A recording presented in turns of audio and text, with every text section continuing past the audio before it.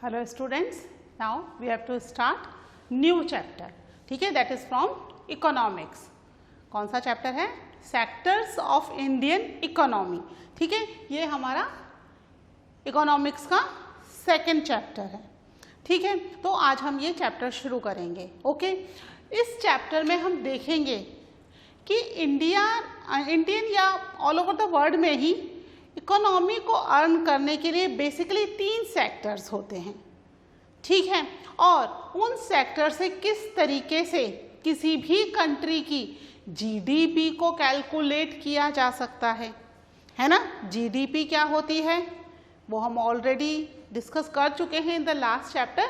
फिर हम वापस एक बार और डिस्कस कर लेंगे कि व्हाट इज जीडीपी, किस तरीके से उसे कैलकुलेट किया जाता है और किस तरीके से कंट्री की इनकम को हम कैलकुलेट करते हैं.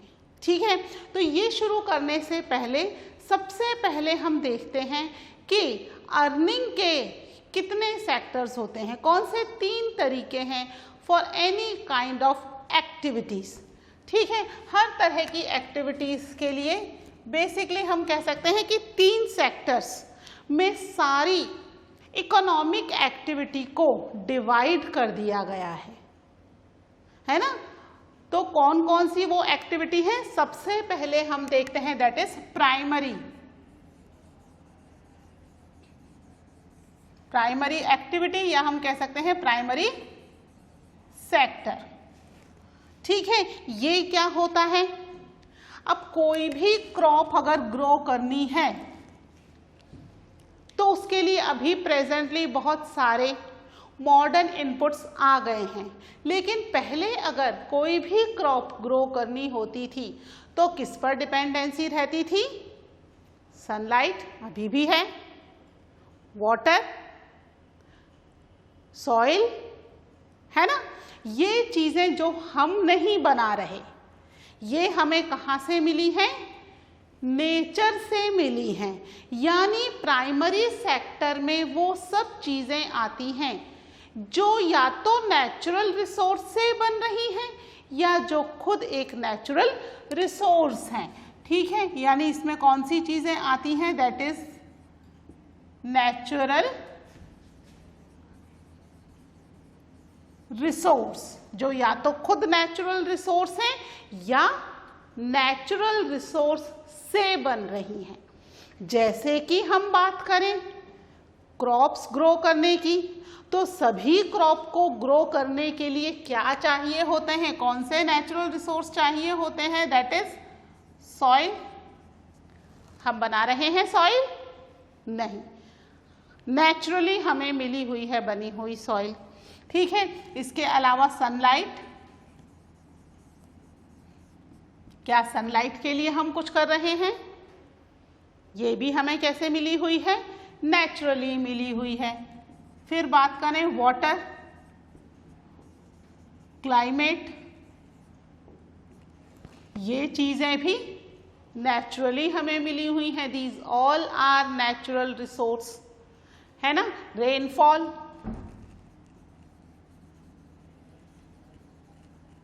यानी कोई भी क्रॉप ग्रो करने के लिए हमें जिन भी चीज़ों की ज़रूरत है वो सभी चीज़ें हमें नेचर से मिल रही है, नेचुरली मिल रही हैं. ठीक है, तो हर तरह की एग्रीकल्चर, तो इसका एग्जाम्पल हो जाएगा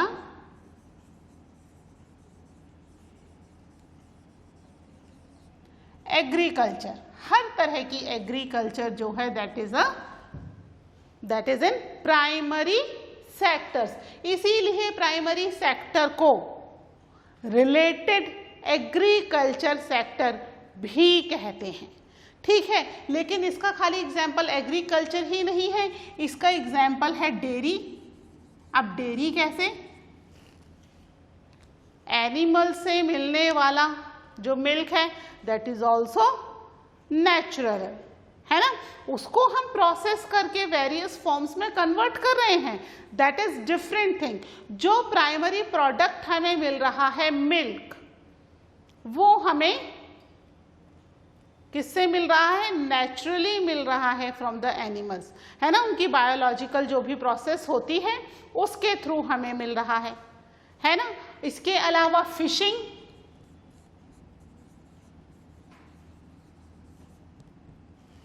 ठीक है, फिशिंग भी हमें क्या हो रही है, वो भी फिशिंग के बायोलॉजिकल प्रोसेस से फिश की पॉपुलेशन बढ़ रही है और हम फिशिंग करके उन्हें यूज में ले रहे हैं, ठीक है। इसके अलावा माइनिंग, जितने भी तरह की माइनिंग हो रही है, मिनरल्स, मेटल्स हमें मिल रहे हैं, वो सभी नेचुरली ही हमें मिल रहे हैं, बाद में हम उन्हें प्रोसेस कर रहे हैं। प्राइमरीली तो हमें कैसे मिल रहे हैं, it is in the earth crust, naturally मिल रहे हैं। तो ये सारी चीजें क्या हैं, these are the examples of primary sector, जो कि हमें नेचर से मिल रहा है, नेचुरल रिसोर्स हैं।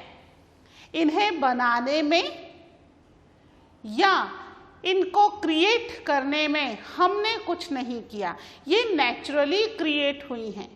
अब हम इनको कंटिन्यू प्रोसेस में ला रहे हैं, है ना, हम अपना कुछ साइंटिफिक मेथड लगा रहे हैं, लेकिन फिर भी हमारी डिपेंडेंसी नेचर पर खत्म नहीं हो सकती, ठीक है। तो प्राइमरी सेक्टर में वो सभी ऑक्यूपेशन आ जाते हैं जो कि नेचुरल रिसोर्स पर डिपेंडेंट है। अंडरस्टूड, ठीक है। अब सेकंड हम देखते हैं, सेकंड है सेकेंडरी सेक्टर।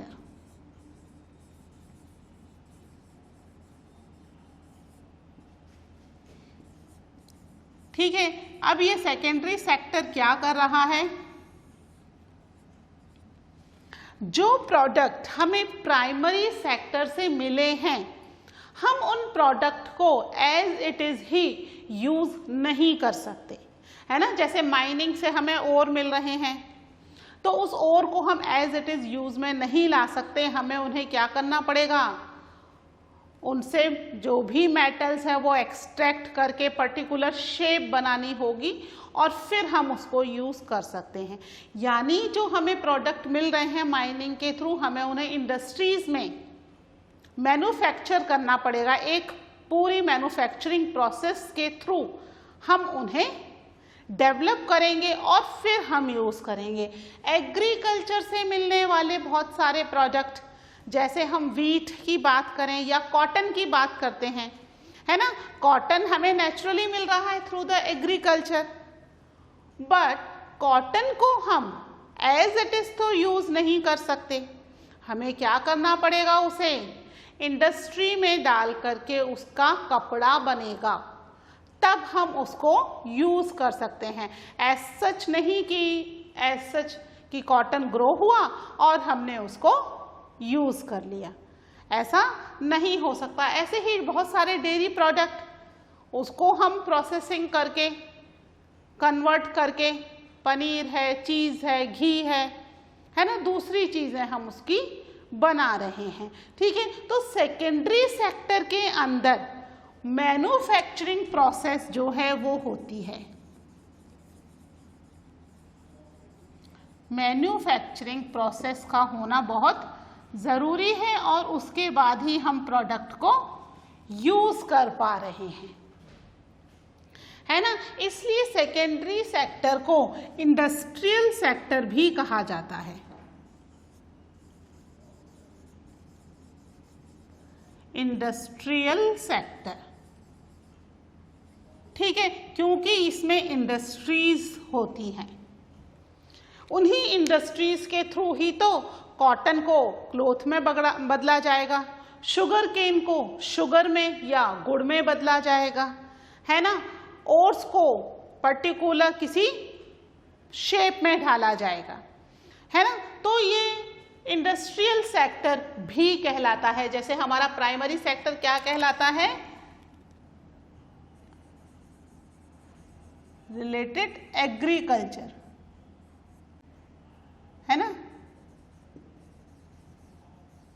एग्रीकल्चर सेक्टर, ठीक है। इसको इसके साथ एग्रीकल्चर सेक्टर भी कह सकते हैं, लिख लेना आप, ठीक है। ऐसे ही सेकेंडरी सेक्टर को इंडस्ट्रियल सेक्टर भी कहा जाता है, ठीक है। इसमें एग्जाम्पल आ जाएंगे, क्या एग्जाम्पल आ जाएगा, कॉटन, ठीक है, कॉटन को इंडस्ट्रीज में इंडस्ट्रियलाइज करेंगे, इंडस्ट्रियल प्रोसेस, और इंडस्ट्रियल प्रोसेस से हमें क्या मिलेगा, क्लॉथ। ठीक है, कॉटन जो है वो क्लॉथ में कन्वर्ट हो गया है। ऐसे ही शुगर केन, ठीक है, sugar cane again industrial process होगी, और इंडस्ट्रियल प्रोसेस के बाद शुगर केन हमें किस में मिलेगा, either in the form of sugar और गुड़ की फॉर्म में हमें जैगरी जिसे कहते हैं उसकी फॉर्म में हमें मिलेगा। ठीक है, इस तरह बहुत सारे एग्जाम्पल्स हैं। जैसे wheat, direct wheat we can not use, है ना, उसको हम प्रोसेस करेंगे, उसका ब्रेड, बिस्किट, या घर में ला करके, जरूरी नहीं इंडस्ट्री में ही बने, घर में भी उसको प्रोसेस किया जाता है। घर में ला करके हमने उसकी चपाती बनाई है, रोटी बनाई है, तभी हम उसको खा रहे हैं। डायरेक्ट वीट तो हम नहीं खा सकते, तो उसका प्रोसेस किया जा रहा है, मैन्युफैक्चरिंग प्रोसेस हो रहा है सेकेंडरी इंडस्ट्री में, तब जाकर कुछ प्रोडक्ट बन रहा है और उस प्रोडक्ट को हम यूज कर रहे हैं। बहुत सारी प्राइमरी चीजें हम एज इट इज भी यूज कर सकते हैं, जैसे डेयरी मिल्क को हम डायरेक्ट यूज कर सकते हैं, है ना, और भी बहुत सारी चीजें हैं डायरेक्टली वी कैन यूज। कुछ चीजें जो क्या हो रही हैं, प्रोसेस हो रही है, इंडस्ट्रियल प्रोसेस होना उसका जरूरी है। बिना इंडस्ट्रियल प्रोसेस के हम उनको यूज नहीं कर सकते। ठीक है, तो ये भी एक इम्पॉर्टेंट इंडस्ट्री है। जितनी भी मैन्युफैक्चरिंग होती है, चाहे किसी भी तरह की हो, ठीक है, वो सभी मैन्युफैक्चरिंग इन सेकेंडरी सेक्टर या इंडस्ट्रियल सेक्टर में आ जाती है। ठीक है, अब इसमें जो थर्ड है टर्शरी सेक्टर। ठीक है, टर्शरी सेक्टर को सर्विस सेक्टर भी कहते हैं।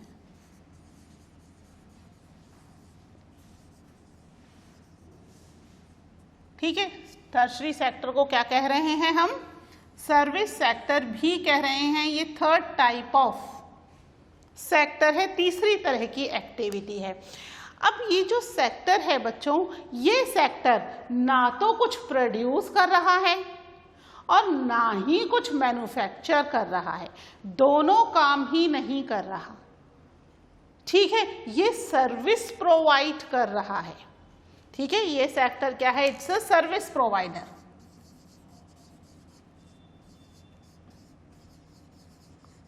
सर्विस प्रोवाइडर, ये सेक्टर सर्विस प्रोवाइडर का काम करता है। किस तरीके से सर्विस प्रोवाइडर का काम कर रहा है, अब यहाँ पर एग्रीकल्चर हुई, वीट, कॉटन, जूट, है ना, ये क्रॉप्स ग्रो हुई। ये क्रॉप्स ग्रो होने के बाद अब इन्हें मैन्युफैक्चरिंग के लिए इंडस्ट्री में लाया जाएगा। तो अब इंडस्ट्री में कैसे लाया जाएगा, इसके लिए इन्हें सर्विस की ज़रूरत पड़ेगी, है ना, ट्रांसपोर्टेशन के लिए सर्विस की ज़रूरत पड़ेगी। तो सर्विस सेक्टर इन्हें ट्रांसपोर्टेशन फैसिलिटी अवेलेबल करवाएगा, है ना। तो इसका एग्जाम्पल हमें क्या मिला, दैट इज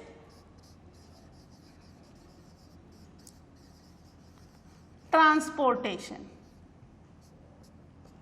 ठीक है, इसके अलावा किस इंडस्ट्री में कितनी ज़रूरत है शुगर केन की, कॉटन की ज़रूरत है भी या नहीं। ऐसे थोड़ी कि ग्रो कर दिया, भरो और इंडस्ट्री में भेज दो, उन्हें ज़रूरत है या नहीं है, है ना। तो ज़रूरत है या नहीं कैसे पता चलेगा, थ्रू द कम्युनिकेशन, है ना, किसी ना किसी कम्युनिकेशन। तो ये कम्युनिकेशन की फैसिलिटी भी प्रोवाइड करेगी।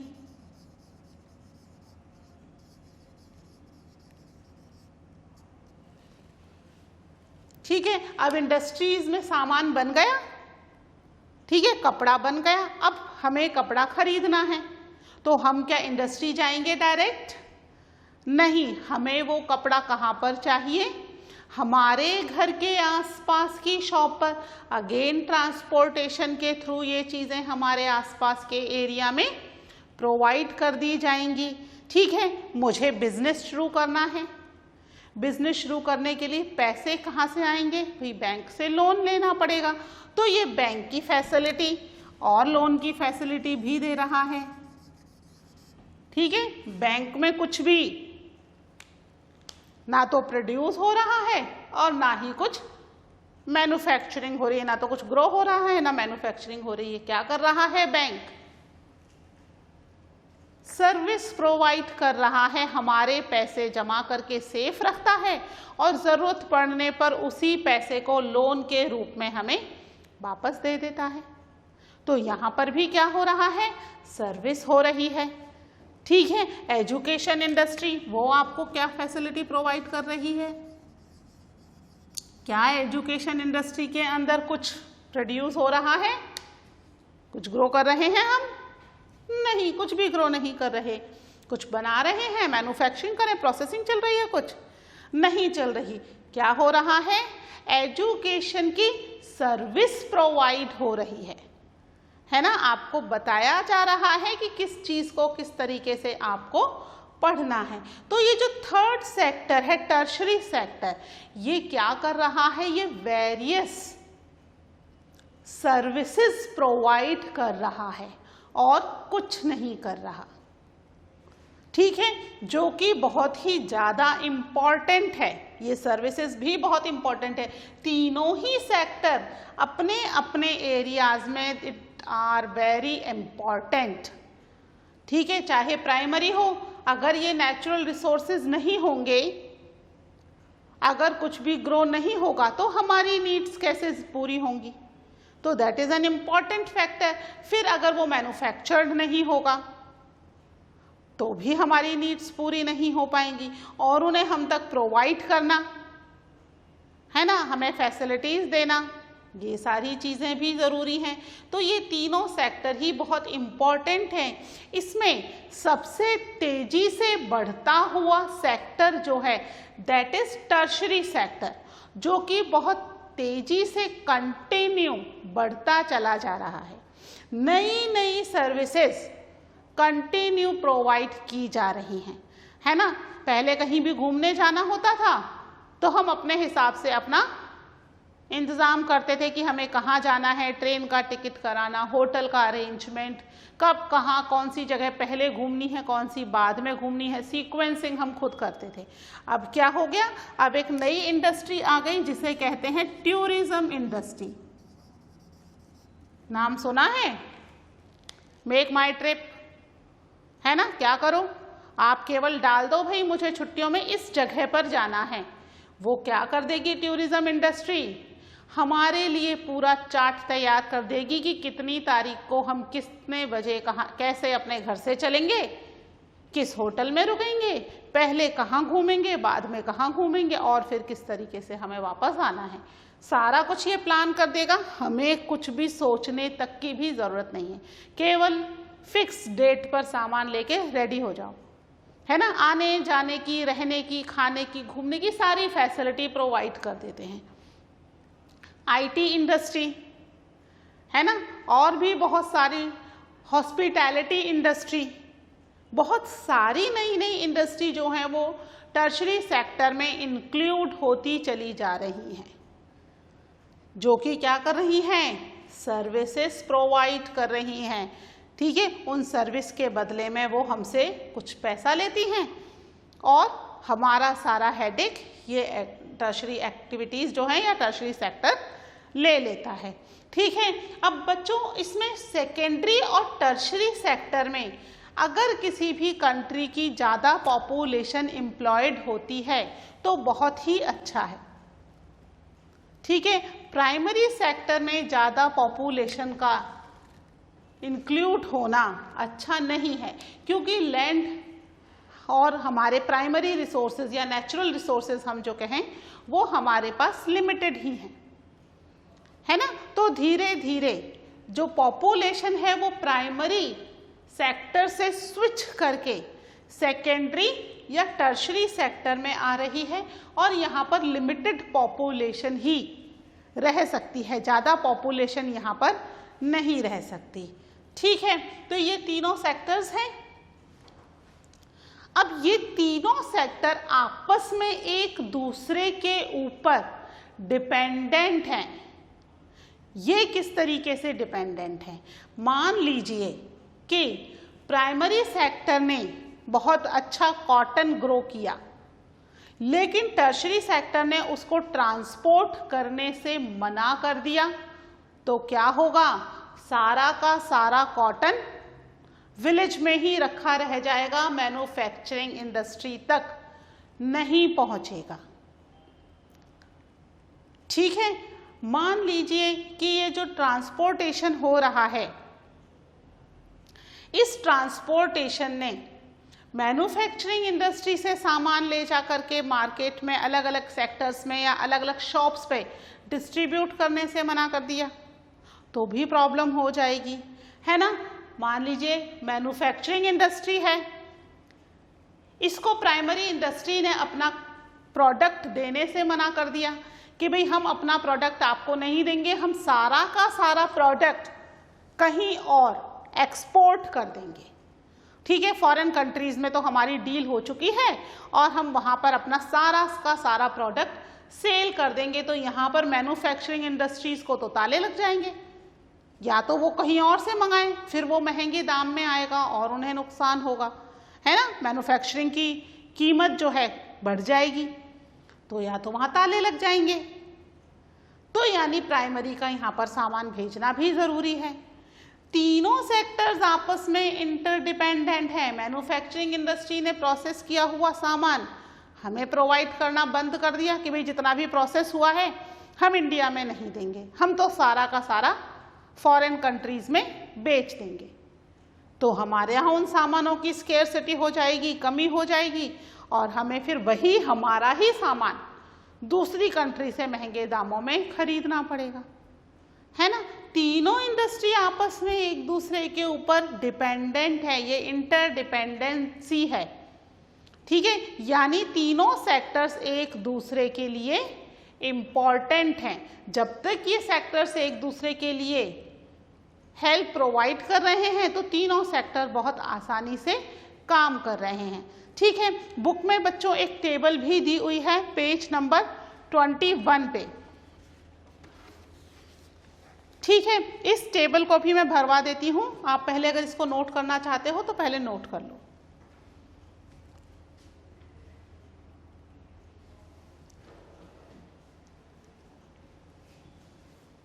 ठीक है, तो अब हम ये टेबल नोट कर लेते हैं पेज नंबर 21 पे। एग्जाम्पल्स ऑफ इकोनॉमिक एक्टिविटीज, है ना।